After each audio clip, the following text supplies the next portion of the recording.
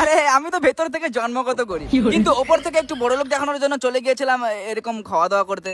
সকালবেলা মা খেতে দেয়নি, তাই আমি নিজেই বিলাতি পেঁয়াজ দিয়ে হালকা করে বিরিয়ানি তৈরি করেছিলাম। হয়তো খাওয়া দাওয়া কমপ্লিট করে হালকা করে ব্রাশ করে নিলাম, দাঁতের অবস্থা দিন দিন খারাপ হয়ে যাচ্ছে। তারপর একটু বুট ছুট লাগিয়ে বেরিয়ে পড়লাম আমার বান্ধবীকে নিয়ে। তোমরা হয়তো কেউ কেউ একটা ভিডিওতে দেখেছো আমার বান্ধবীকে সার্ভিসিং করাতে গিয়ে আমি ঘুরে এসেছিলাম। হ্যাঁ, তাই আর কি আজকে আবার চলে গেছিলাম দুর্গাপুর আমার বান্ধবীকে সার্ভিসিং করাতে। আর এরা বললো সার্ভিসিং হতে 2 থেকে 3 ঘন্টা সময় লাগবে। তাই ভাবলাম এখানে না দাঁড়িয়ে একটু ঘোরাফেরা করি। হে ইয়ো ইয়ো, আমি তোমাদের আলামিন র্যাপার ভাই পেশাব করতে যাই। আর হ্যাঁ, এরকম র‍্যাপ করতে করতে ঢুকে গেলাম একটা মলের ভেতর। আর আমি যে জন্মগত গরিব এটা যেন কেউ বুঝতে না পারে, তাই ভাবলাম একটু বড় লোকদের মতো খাওয়া দাওয়া করবো। তাই একটা দোকানে গিয়ে বললাম আমাকে ঘুগনি মুড়ি দাও। আর এরা বলছে আল্লাহ তোগুলো হাত পা দিয়েছে, নিজে লিয়ে খেতে পারো না। হয় এই কথাটা এদের মুখ থেকে শুনলাম, ঠিক আছে, বিয়ের পর বইয়ের মুখ থেকে যেন না শুনতে হয়। এখানে ঘুগনি মুড়িতে পাওয়া যায়নি, তবে যে খাবারগুলো ছিল সেগুলোর আমি নামই জানি না ঠিক মতো।